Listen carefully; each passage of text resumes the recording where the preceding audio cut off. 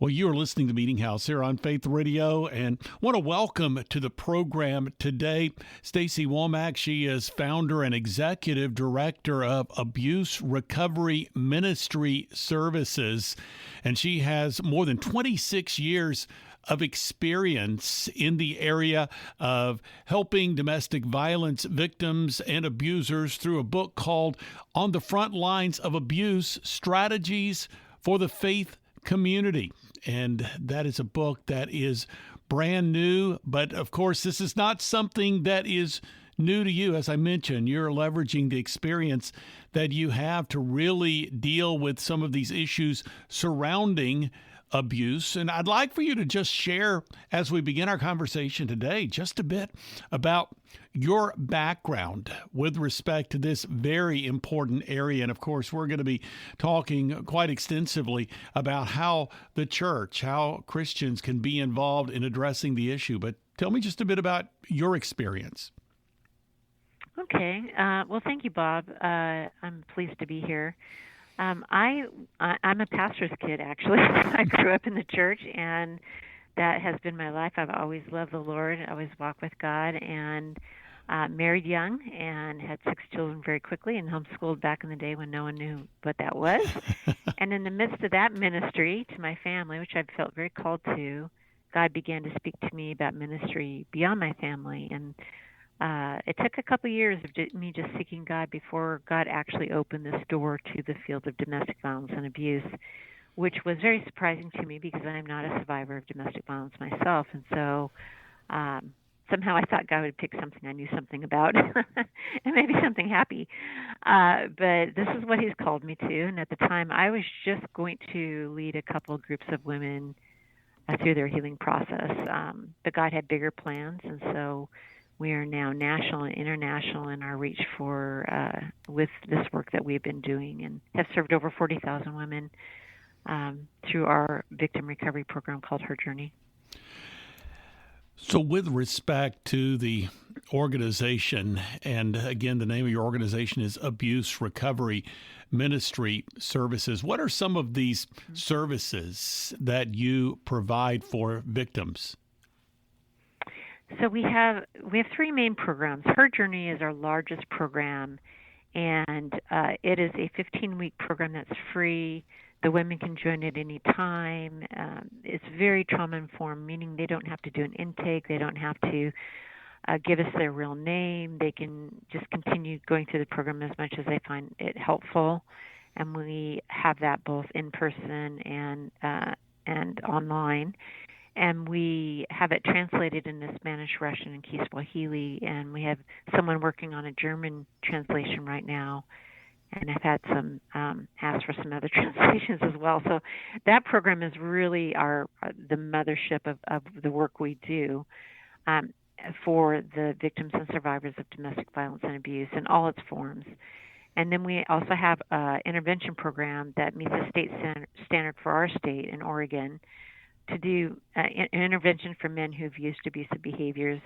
And we also work with women who use abusive behaviors. So we really have this really overarching view of abuse. We're not just siloed into just victim work or into working with offenders. So we really have this broad scope of this. And then we do a lot of trainings for pastors and church staff and church leaders and the faith community as a whole. So if you would, please tell me what your inspiration was to actually, again, take this experience that you've had and really write a book. And again, the title is On the Frontlines of Abuse: Strategies for the Faith Community. What was your motivation for writing the book? I think the book for me is really an introduction to the faith community. We've been working with the faith community, the Christian community, for such a long time. And there's so much misinformation or just a lack of information in the faith community about what abuse actually is, domestic abuse really is.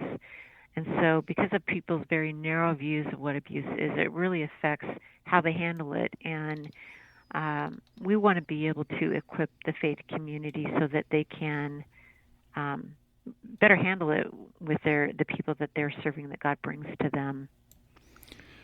You are listening to Meeting House here on Faith Radio. Stacy Womack is joining us today here on the program, the founder and executive director of Abuse Recovery Ministry Services, the author of this book called On the Frontlines of Abuse. And you were mentioning just a few moments ago some of the, as we might say, misconceptions, may even go as far as to say misinformation with respect to abuse. What are some of the common, I guess you could say, misconceptions or misperceptions of what domestic abuse actually is and what it isn't? So a lot of people have this including myself. I mean, when I started this work, I really didn't know much about it, and so I really didn't give it much thought because it wasn't really on the forefront of my thinking. But even at that point, my limited view was basically that domestic violence was just about hitting, bruises, broken bones, things like that between, where one partner in the couple is causing physical harm to the other. And while domestic violence, physical violence, is illegal, dangerous, scary, and the number one cause of injury to women in the U.S. and in the world, it is actually one of the least forms of abuse used. So I think that, that misconception that it's only physical is a big one. And I think that for the faith community, another misconception is thinking that it isn't happening in their church, when statistically, 1 in 3 women have experienced domestic violence, sexual assault, or stalking by a former partner in their lifetime. So no matter where I go, no matter what church I do trainings in, no matter how small a group is, because the number is so great, I'm going to have people in my audience who have or are experiencing abuse or are using it. And when you have people that go to, say, church leadership and they report, if you will, and we'll talk a little bit about reporting too, because I think that's a very important component. But if someone were to go to a leader at a church and they are sharing they're in a domestic violence situation, what have you found to be perhaps some of the information that those church leaders do not know and they really should? Okay, so there's kind of two sides to this because, well, first off, clergy are the number one place people go for these issues. But for those who are experiencing abuse, they often also have a very narrow view of what abuse is. So when they go to their pastors, they're generally not going in saying, "Hey, I'm experiencing abuse," unless they have gotten some education themselves around what abuse is. So they're going to their pastors and they're saying things like, we're having communication problems, or my partner has an anger issue, or, things like that. So, I mean, it's really hard when nobody knows what it is. So, but if she does come forward and she says, "Hey, I'm experiencing abuse," unfortunately, because pastors have not received the training, it's not taught in seminaries, or to counselors or to social workers. They get maybe 2 hours of training generally around this topic of domestic abuse. They're generally being told things like they need to submit more, or they need to pray harder, or they're just things that women have been doing for thousands and thousands of years. And obviously it didn't fix it before, and so there's something more that has to be done. So I think that, pastors have really unintentionally caused harm to people, to women and children especially, in these situations because they haven't had the education. They don't know what to do, or they've just been taught that, that it just doesn't really exist. And so they treat it like normal marital conflict. And while it can look like normal marital conflict, there is a very big difference between domestic violence relationships and normal marital conflict, and they need to be handled completely different from each other. And I mentioned earlier, you said that the number one place where people will go to share about the difficulties they're having, and that is going to the church, to leadership in the church, the clergy.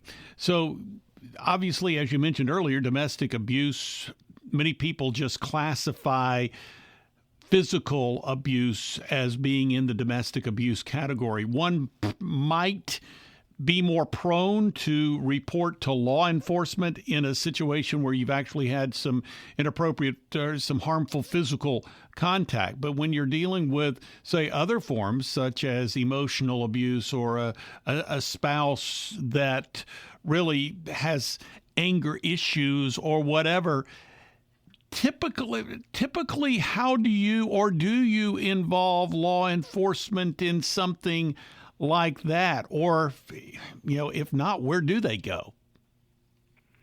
Well, let me answer that after I say this. We talk about domestic abuse in 8 different categories. Okay. So we talk about verbal, psychological, which is that emotional abuse that you're talking about. So verbal, psychological, physical, financial, sexual, property, spiritual, and animal. So it can happen in a multitude of categories. Abuse just means the misuse of, so anything can be misused to abuse a person. So when someone has come and even been physically harmed, again, the faith community, their lack of education is they've actually been the least helpful, and that's something that we want to see changed. Yeah, sure. But even when a woman comes forward and she's got bruises, she can even show she's in abuse.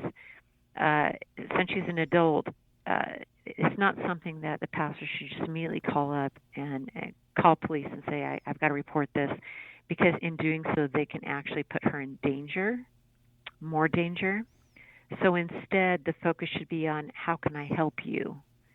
So let's get you some help that you need. Because if she's not ready to call the police herself and do this report, because it could put her in more danger if she does this, because a lot of times they'll be arrested and then released like the very next day or within a few hours. So we got to do some planning, some safety planning to create safety for this. So what we want the pastors to learn is to sit with her, listen carefully, ask her what she needs, and to get her the resources that she needs to begin her healing process so that she can seek God for what steps He is calling her to do in her situation.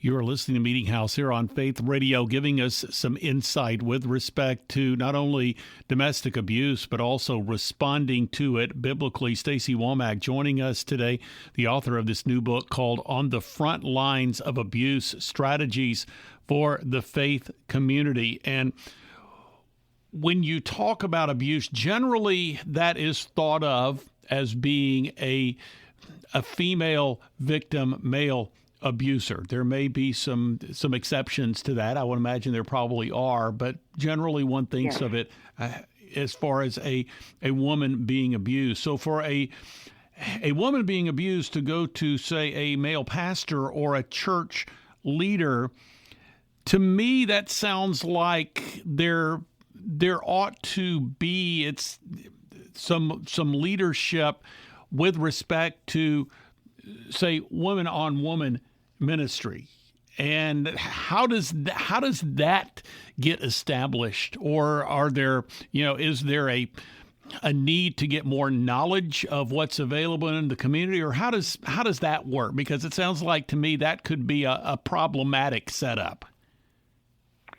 It could be, but even women can carry incorrect beliefs about abuse and women in leadership and have the same kind of negative outcomes for these women.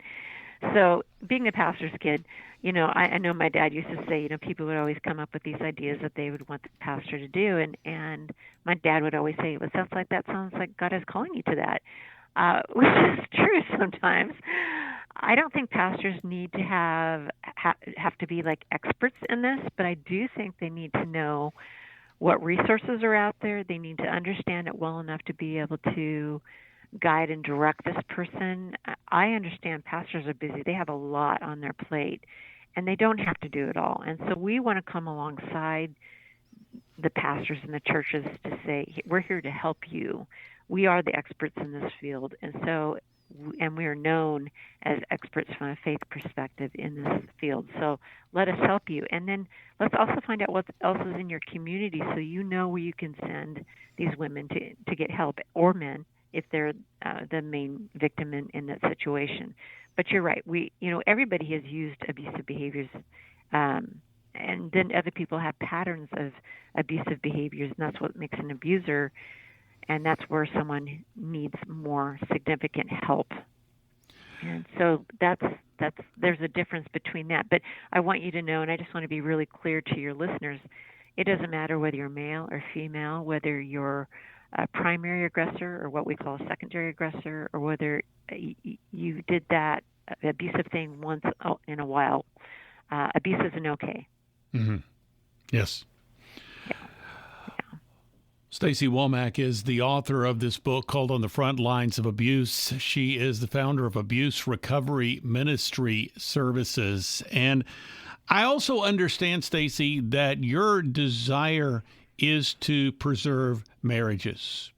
And when you have a situation, a home, a family, where you have abuse that is taking place. And again, and I think it's so important to understand and to underscore that abuse, as you said, is not okay.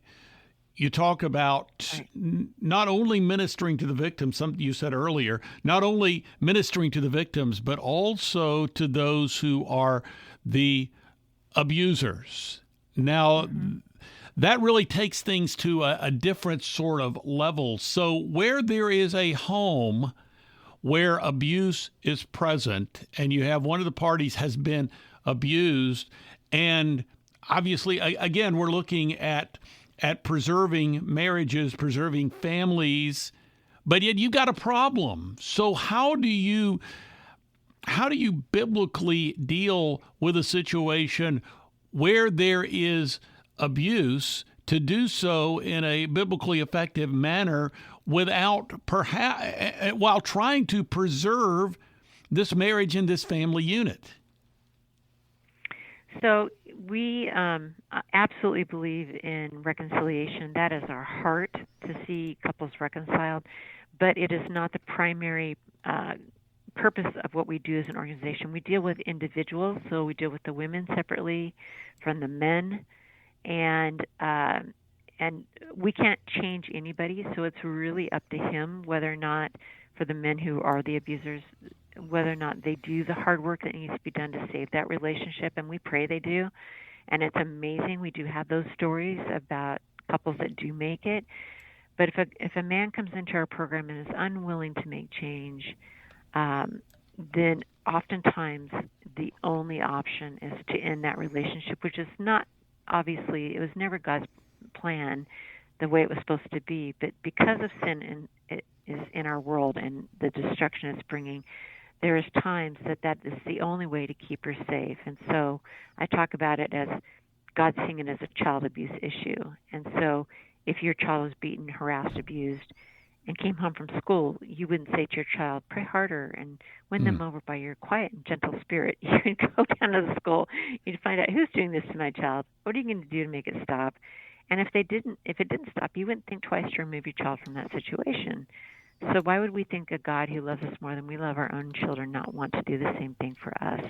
And so, of course, we would want reconciliation, but we as an organization can't control that.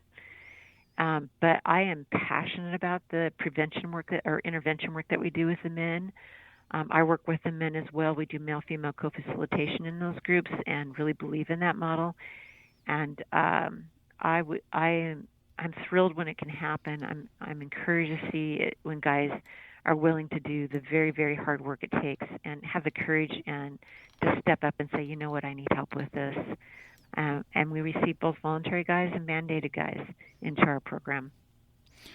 And toward the end of the book, you actually have a chapter that is devoted to separation and an intentional separation provided for apparently with the intent or the goal of preserving this marriage. But there are some strong ground rules that you recommend. So comment on that, if you would, very briefly. Yeah, so we're kind of modeling it after kind of what the court system uses, and also what I've experienced with some pastors who have handled this situation very, very well. So when a woman comes forward and says, I'm in abuse, to her pastor, the first thing he needs to do is listen. But if they've decided, okay, they need to do a separation, because in abusive relationships, separations are very functional. I wouldn't suggest it for normal marital conflict, but for domestic abuse, I would suggest it. It creates safety for the victim, gives them opportunity to get their focus off of one another. So we're actually going to ask the pastor, we're telling the pastor, find another pastor friend, send this gentleman to this other church to create safety for her as part of the separation agreement. And they would have no contact for a good 12 sessions of him being enrolled into a program where he can work on things.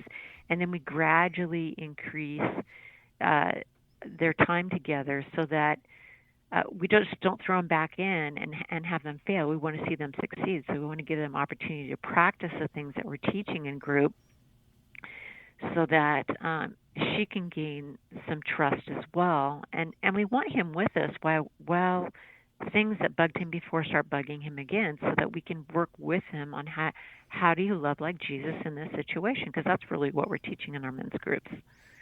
So I know there's a lot more to it, but I don't know how much time we have. But it really is a gradual, first phone contact and then a date night, if that goes well.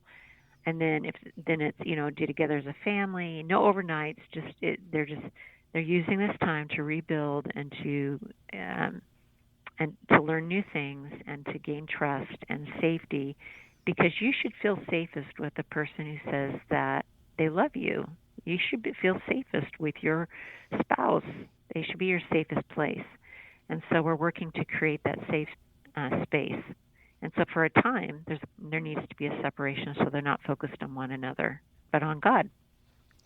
Stacy Womack is founder and executive director of Abuse Recovery Ministry Services. New book called On the Frontlines of Abuse, Strategies for the Faith Community. And I know you've touched on a lot of material. This has been really productive, I think, and trust that it's effective as far as our listeners, especially if they're in church leadership, but also let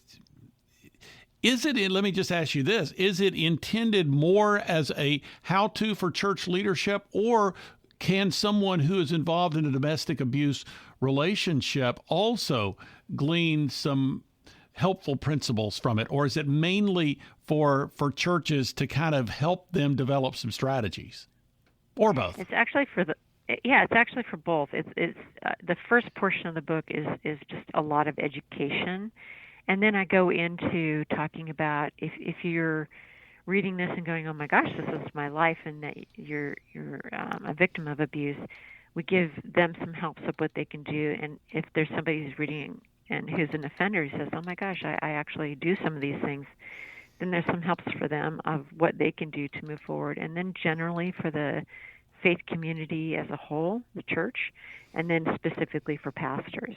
So it's really meant for the entire faith community, kind of as a springboard, because there's so much information, Bob. I mean, we have so much on our website, and in the time that we have, and even in the book, we're just barely scratching the surface. There's so much more that we can talk about.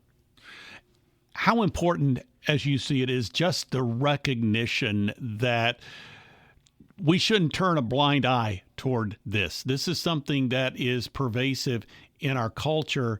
And so it sounds like to me that recognition, exposing something, getting it out into the light is such an important step. I believe so. And I think it's one of those topics that the church hasn't touched. There's so many other topics the church began touching that they used to not to. And I think that because this is in the church, it's messy and it's scary, and I think there's just a lot of fear around, the whole relationship is, keeping the couple together at all costs, which I don't believe that God would ever sacrifice a person for the sake of the relationship, even though, again, we are for reconciliation when that is possible. That is our heart. But I think that if you're not even willing to take a look at it, then really what we're doing is turning a blind eye to oppression, because domestic abuse is oppression. Stacy Womack joining us today. And Stacy, how can people find out more online? So they can go to our website at abuserecovery.org. So that's abuserecovery.org. We have a lot of information on there that they can find out more about our services. Our phone number's on there. We have all kinds of blog posts and even some PDF helps for pastors and for victims and all kinds of things that they can find that would be helpful to them. So, and again, remember Her Journey, our victim recovery program is national and it's free. So women can just give us a call and ask for that. We don't get any of that information, location information online because of safety reasons. So they have to call us for that information. And the name of the book is On the Front Lines of Abuse, Strategies for the Faith Community. Stacy Womack joining us today. Stacy, thank you so much. Thank you. I so appreciate the opportunity, Bob.